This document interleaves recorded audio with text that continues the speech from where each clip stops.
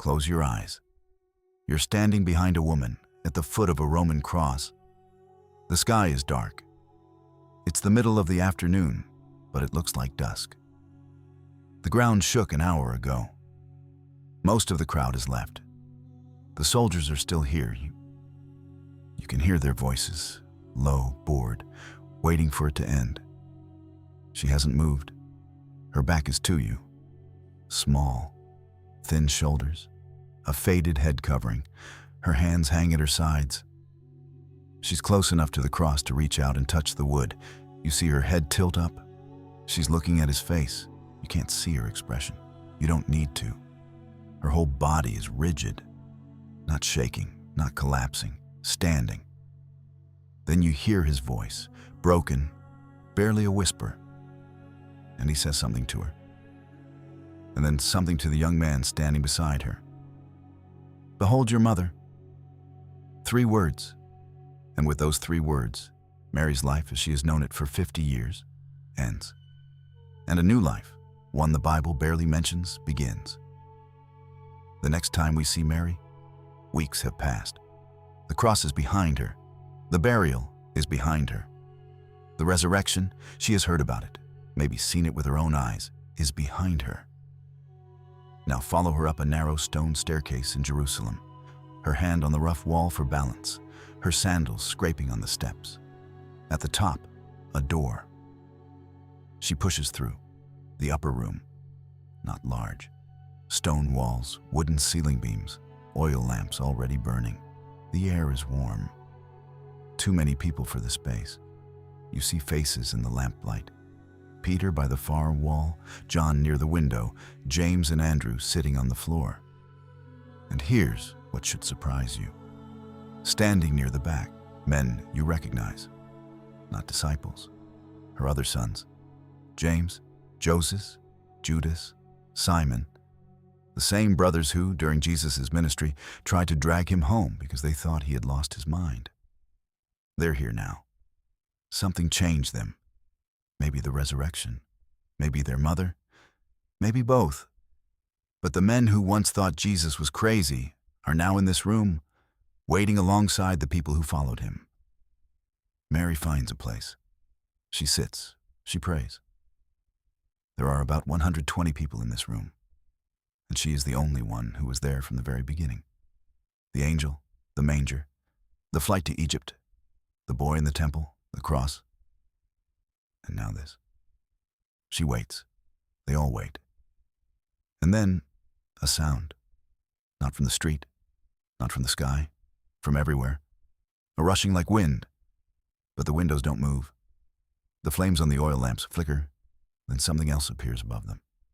Fire, but not burning. Light, but not from a lamp. Picture Mary's face in this moment. The last time the Holy Spirit came to her, she was alone, a teenage girl in a dark room in Nazareth. That encounter gave her a son. This time she's in a crowded room in Jerusalem, and this encounter gives her something else. A church, a family bigger than the one she raised, a purpose beyond Nazareth, beyond motherhood, beyond everything she has known. Follow Mary out of the upper room and into the streets of Jerusalem. The city is louder than Nazareth ever was, 10 times the size. Roman soldiers on every corner. Market stalls crowding the narrow stone streets. The smell of animals and incense and bread baking. The sound of a dozen languages, Aramaic, Greek, Latin, colliding in every alley. She's living in John's house now. Jesus told him to take her, and he did. Picture the house, a modest stone dwelling in the upper city. Not so different from Nazareth. Flat roof, courtyard, packed dirt floor, a cistern, a Tabun oven, the same morning rhythm she's kept her entire life. She wakes before dawn. She grinds grain. She bakes bread. She carries water. Her hands know this work the way her lungs know breathing. 50 years of the same motions. The muscle memory of survival. But now, visitors. Every day. People knock on the door. New believers, people who heard Peter preach at Pentecost, people who walked away from the temple and need to understand what they've walked toward. And they all have the same question. What was he like? Picture Mary sitting in the courtyard, an oil lamp burning, a young believer sitting across from her. And Mary, the woman who Luke tells us treasured all these things in her heart, finally opens that treasury. The angel in the dark room, the journey to Bethlehem, the manger, not a wooden barn, a stone feeding trough in a cave, the shepherds arriving in the middle of the night, breathless, talking about angels, the old man Simeon in the temple taking the baby in his arms and whispering that a sword would pierce her soul. She had carried these stories for over 30 years, alone, in silence. Now the church needed them. And here's the detail that should change how you read your Bible at Christmas. Luke, the author who wrote the most detailed account of Jesus' birth, never met Jesus during his ministry. He was Paul's traveling companion. He collected his information from eyewitnesses. Who was the only eyewitness to the Annunciation, to the birth, to the shepherds, to the boy in the temple at age 12? One person, Mary. Every nativity scene you have ever seen, every Christmas pageant, every time you've heard, and she wrapped him in swaddling clothes and laid him in a manger. That came from her. She told someone that someone told Luke. Luke wrote it down. Without Mary's testimony, there is no Christmas story. But Jerusalem was not safe. Not for long. Follow Mary through the streets again. But the mood has changed. Roman soldiers aren't just patrolling. They're raiding houses. You hear shouting from a side street. A man is dragged from his home. His crime, following the way. That's what they called it before anyone used the word Christian. Stephen, one of the first deacons, is stoned to death outside the city walls. You don't see it happen, but you see Mary's face when she hears about it.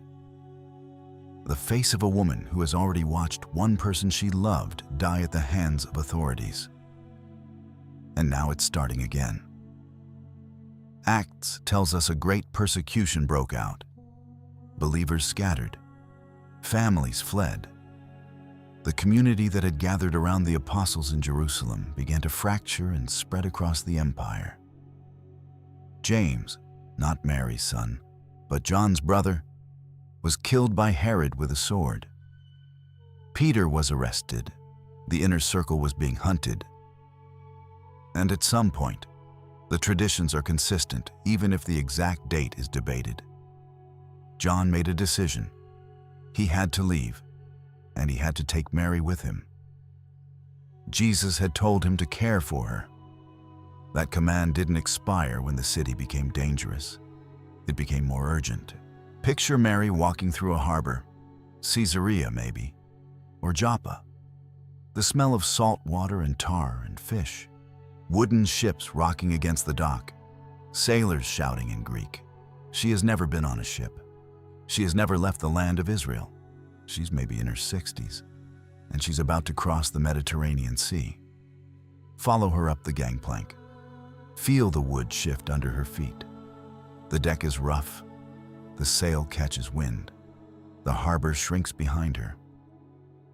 The coastline, the only land she's ever known, disappears over the horizon. Days on the water. The pitch of the ship. The salt air. The stars at night. The same stars she watched from the rooftop in Nazareth. But now they're reflected in an ocean she's never seen before. And then land. The coast of Asia Minor. Modern-day Turkey. The ship docks. She steps onto foreign ground. And in the distance, rising above the harbor, a city unlike anything she's ever seen. Ephesus. A Roman metropolis of 250,000 people. marble streets, a theater carved into a hillside seating 25,000, bathhouses, libraries, fountains, and dominating the skyline, the Temple of Artemis, one of the 7 wonders of the ancient world. A pagan goddess worshipped by the entire city. Picture Mary's eyes seeing this for the first time. A woman from a village of 400 people. A woman who grew up in a house carved from rock, now standing in one of the largest, richest, most pagan cities in the Roman Empire. Everything is foreign. The language, the food, the gods on every corner, the marble under her feet instead of dirt. But John is beside her, and the same God who met her in a dark room in Nazareth is the same God standing with her on a marble street in Ephesus. John doesn't take her into the city. He takes her above it. Follow them up a winding path, away from the marble, away from the noise. The road climbs through pine trees and wild olive groves. The air cools. You can hear birdsong, nightingales, hundreds of them, filling the hillside with sound. The Turks would later call this place Bulbul Dagi, the mountain of nightingales. Near the top, a clearing, and in that clearing, a small stone house, one main room, a sleeping chamber on the side, a fireplace, windows set high in the walls, a flat roof, a spring flowing nearby with fresh water. Look at it. Really look at it. It's almost identical to the house in Nazareth. Stone walls, simple doorway, dark interior lit by oil lamps, small, modest, quiet. The woman who said yes to an angel in one stone room will spend her final years in another stone room. Different country, different mountain, same kind of house, same God inside it. In 1881, a French priest followed the written descriptions of a German nun named Anne Catherine Emmerich, who had never left Germany, and found a small stone structure on this exact hillside, matching every detail she described. Archaeological investigation revealed that the lower foundations date to the 1st century. The structure measures roughly 7 by 7 meters. 3 popes have visited: Paul VI, John Paul II, Benedict XVI. Christians and Muslims both make pilgrimage here. Outside the house, a wall is covered with thousands of handwritten prayers tied to the stones by visitors from every country on earth. Was this actually Mary's house? We cannot prove it. But the foundations are the right age, in the right city, matching the right tradition. Now step inside with her. The room is cool. The stone holds the mountain air. An oil lamp burns on a ledge. The same kind of lamp that burned in Nazareth. The same kind that burned in the upper room. She sets down the bread she's carrying. She kneels. She prays. The same prayer she has prayed every morning and every evening since she was a girl. Hear, O Israel, the Lord our God, the Lord is one. The same words, different walls, same woman, same faithfulness. She lived here, if the tradition is true, for years, maybe decades. Quietly, she didn't write a gospel, she didn't lead a church, she didn't preach a sermon that anyone recorded. She never held a title or an office. The most important woman in Christian history left no writings, no autobiography, no memoir. But she left something more powerful. She left her memory. The angel in the dark room, the manger, the shepherds, the old man's prophecy, the boy in the temple saying, "I must be in my Father's house." She carried those stories across a desert, across a sea, up a mountain, and she gave them away. Someone listened. Someone remembered. Someone told Luke. And Luke wrote them into the book that 2 billion people would read. Every Christmas morning, every nativity scene, every choir singing about a manger and a star. That's Mary's testimony. Still being told, still being heard.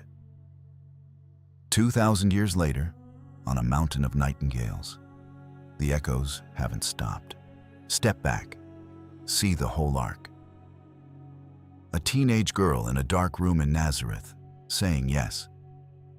Grinding grain the next morning because the bread still needed to be made. A manger in Bethlehem, a flight to Egypt. A boy who wasn't quite like other boys. 30 years of ordinary life in an ordinary village. Then, watching him leave, watching him preach, watching him heal, watching them turn on him, standing, not falling, at the foot of the cross, the upper room, the Spirit falling, a new beginning at 50 years old, the stories finally told, the journey across the sea, a small stone house on a mountain where nightingales sing, and a quiet end, somewhere, sometime, unrecorded. The most famous mother in history spent her final years the way she spent her first, unseen, faithful, doing the same simple things she had always done. Different houses, different cities, different decades, the same hands grinding grain, the same voice blessing bread, the same woman trusting a God who asked everything and explained almost nothing. From Nazareth to Ephesus, the story never changed. God chose the small life, the quiet life, the life nobody writes about, and He called it enough.